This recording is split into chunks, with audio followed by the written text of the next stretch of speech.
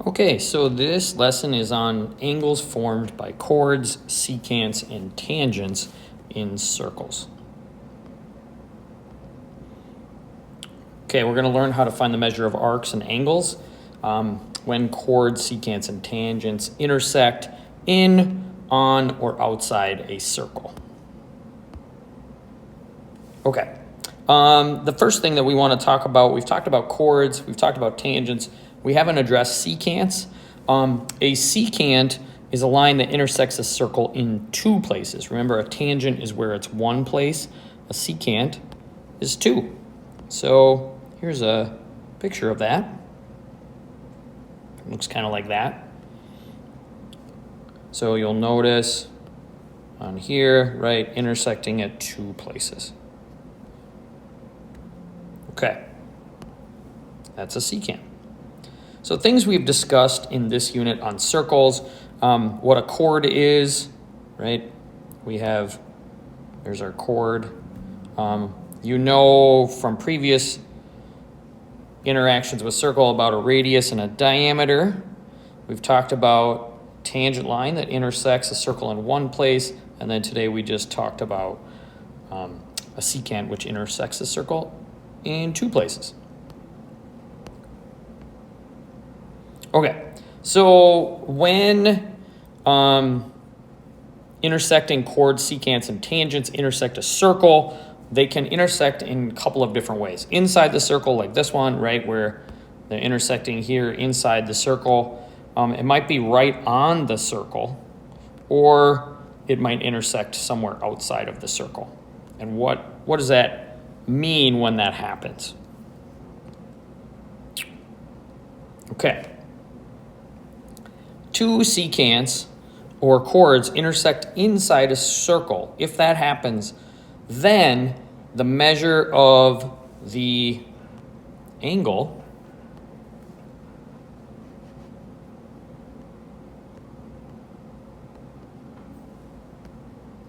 formed is half the sum of the measures of the intercepted arcs. Okay, great. So really, when we say angle formed, so that would be like this angle here, angle 1, okay? Or maybe angle 2, but let's look at angle 1 first. So then what do we say? Well, we're really going to say then what we do is find this arc measure and this arc measure. We're going to add them together, whatever those are, and then cut it in half, okay? So you would say measure of arc AD, okay, plus the measure of arc BC, add those together, right? And then whatever that is, take half of that. So if this were, let's just keep it simple here. This is 100, and then let's say this were, 40 degrees. We would add those two together. We'd get 140, and then the angle on the inside, this angle 1, then would be 140 divided by 2, so then this would be 70 degrees. And that's how that works. If where they intersect is inside the circle. Okay. And then by the same token, let's say we're looking at angle 2, well, then you're going to look at these two arcs, right?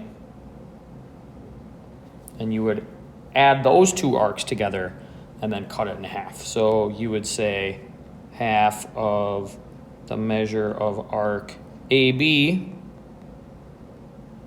plus the measure of arc DC. add them together and cut in half. So in other words, another way to say this here, let's just define the angle. You are going to add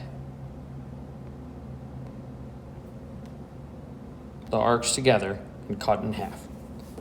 So that, hopefully, if the stuff above that is a little confusing, that's what we're summarizing that to. So hopefully that makes sense. So that's if it's inside the circle. Okay, so let's just kind of make sure that this then makes sense. Okay, so to find the measure of angle AED, that would be this angle right here. Remember, this angle and this angle are the same because they're vertical angles. Okay, so if I want to know what that is, I would just take 45, this arc, and this arc. We're going to add them together because the intersection is inside the circle, right? The intersection is right here inside the circle. So we're going to say, all right, that's 45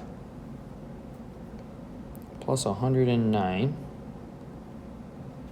Then we're going to take half of that. If you do that, that's 154. And then we want to cut that in half. So that would be, 77 degrees. So this angle right here is 77 degrees. Boom.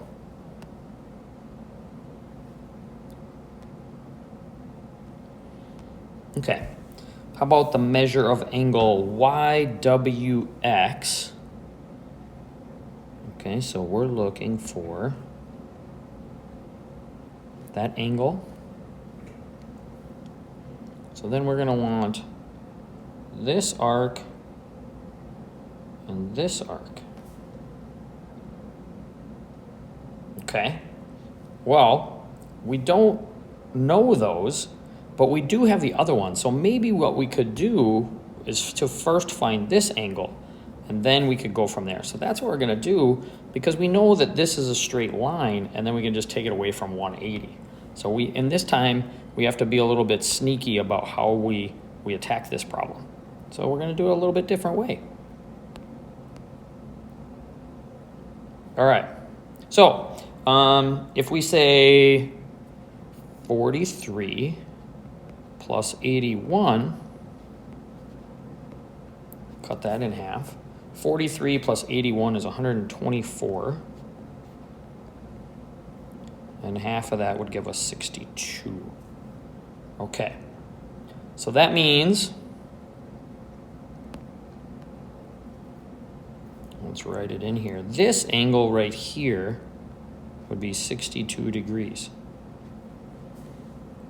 Okay. So then that means this angle here would be 180 minus 62, which is 118 degrees. So the measure of angle YWX is 118 degrees. So not quite the direct path that the first one was, but that's okay. All right, let's try another one. It says the measure of major arc CDE. I'll highlight that. So CDE is this arc right here, right? Okay, we don't know what that is. Question mark, right? Okay. We do actually know this time what the angle is on the inside. It's 128. So now remember, we can find that angle, 128, by adding this and this. Well, so what we could say is 1/2 of 73 plus, we don't know, so x. If we do that, we're supposed to get 128. Okay, so maybe you could multiply both sides by 2 to get rid of the half. So I think that would be easiest to do rather than distribute. So this would be 256. If I multiply this by 2, that's going to disappear. So I would end up with this.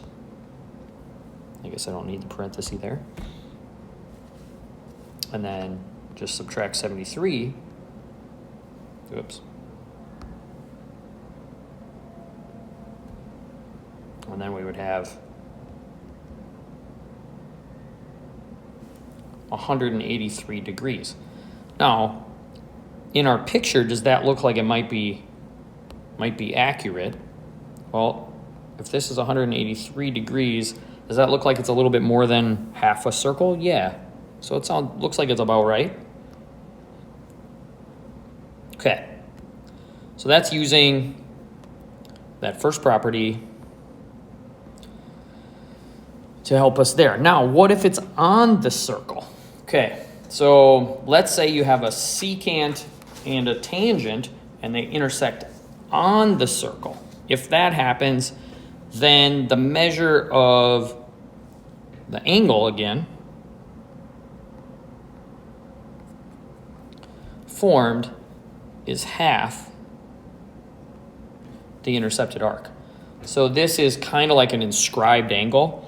Because remember, inscribed angle, if the vertex is on the circle, it's half. So this still follows with that.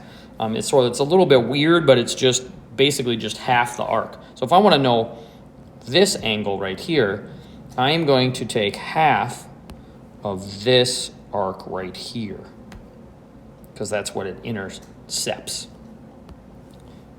So this would just be half the measure of arc AB. I was about to say AC, but it's AB. Okay, and then if I want to know angle 2, it would be half of this arc. So 1/2 the measure of arc ACB. There we go. So in other words, if you want to find the angle, you're just going to cut the arc in half. And that's it. Okay.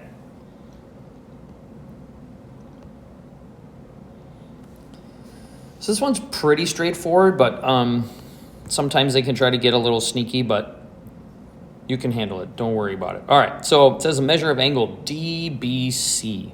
So that is this right here, right? Okay, so if I want to know DBC,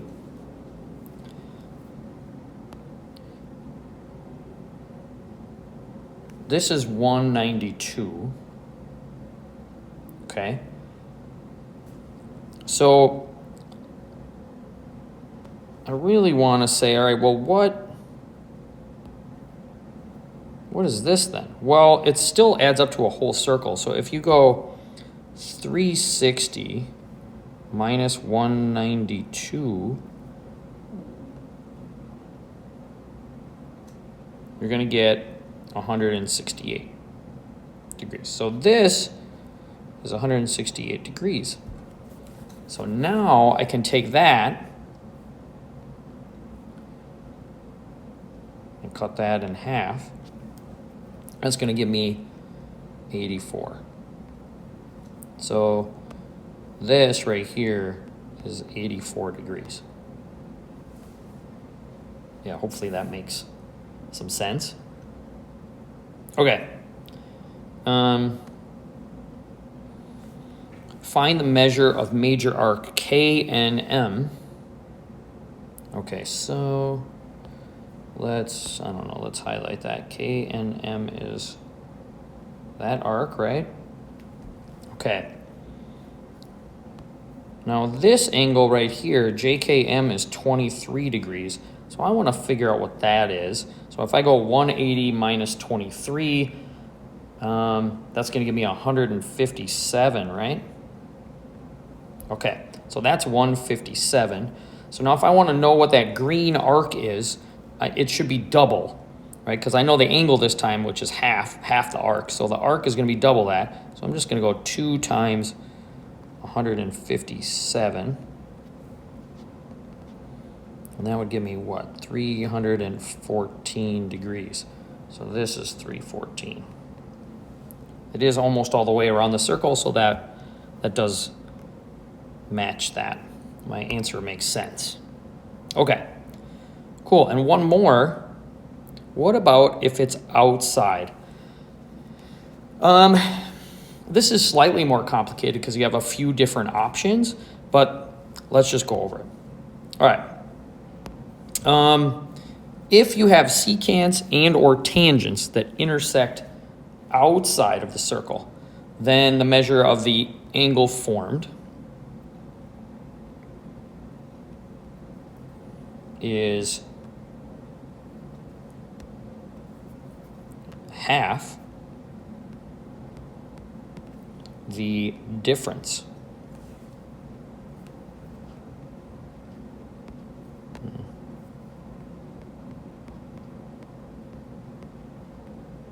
So it's outside. Rather than adding, you subtract. Okay? Maybe we'll go down here and do this part here first. Okay, so this is really just what does it really mean? Okay, it means this. To find the angle, you are going to let's stick with this. Subtract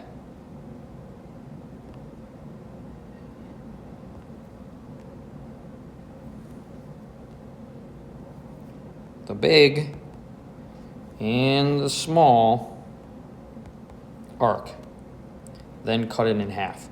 So in other words, like in this first picture, if you want to know what the measure of angle A is out here, okay, then you are going to subtract this big arc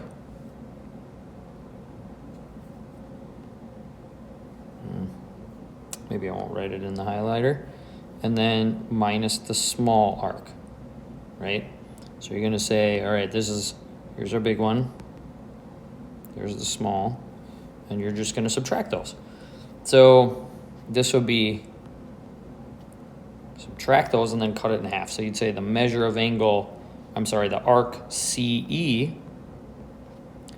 minus the measure of arc BD. But it's really just big minus small. So that's if you have two secants. If you have a secant and a tangent, it still works the same way. So there's your big. And then there's your small.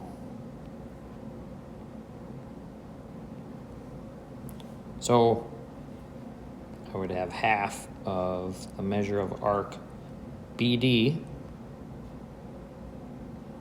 minus measure of arc BC.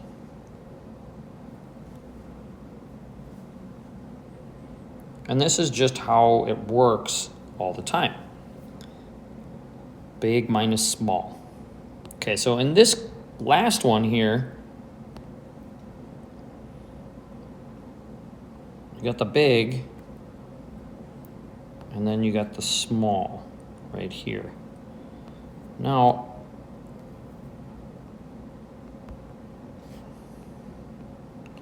okay, now with this two tangents one, because the tangent only intersects the circle in one spot, your big and small are going to be a total of 360 degrees. So that's going to be kind of weird, but that's how it works. Okay, so you still do a half, and then you're going to take the major arc, BDC, minus the minor arc, BC. Okay, so again, to find the angle, subtract the big arc and the small arc, then cut it in half. Okay. Here's what that looks like. Let's try, I put in 3 examples it looks like here. So let's give it a shot. Okay. So I notice, hey, it's outside the circle. The intersection point is outside the circle. So then I say, okay, I'm subtracting. I'm going to take half the intercepted arc. So I'm going to do the big minus the small. So 140 minus 66. Okay. That's 74. I'm going to cut that in half. So that is 37 degrees. So this angle right there is 37 degrees. So hopefully that makes sense. That's a pretty direct example. Let's try one that's a little bit less direct and how that might work. Okay. Intersection point, still outside of the circle. Okay. I have a tangent line. I don't know this though. Okay, so let's see.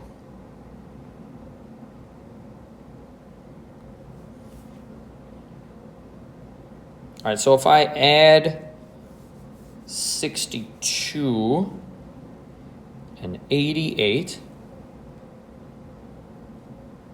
and then I take that away from 360, so that would be 150. So take that away from 360. I get 210. So this is 210 degrees. So I would need that first. So that I had to find that first. So now I can say the big arc, the 210, minus the small arc, which is 62. I'm going to subtract those, and that's 148 degrees. Cut that in half.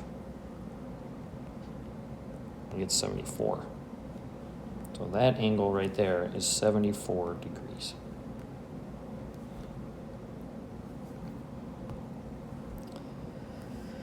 Okay, and then what about this problem? It says the measure of arc MK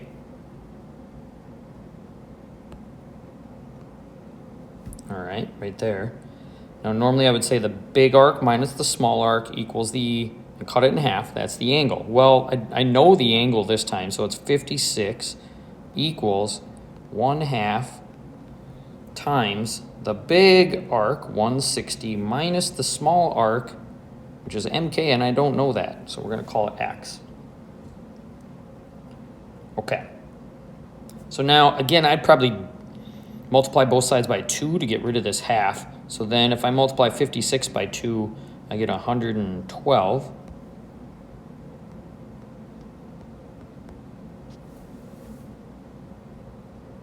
Okay. So if I subtract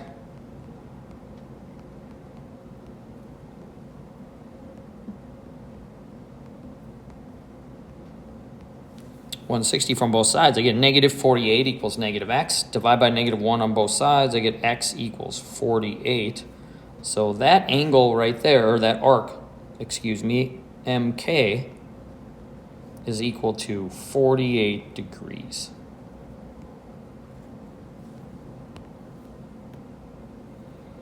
All right, I hope that makes some sense. That's the end of our first part of this lesson. We'll do a part 2. All right.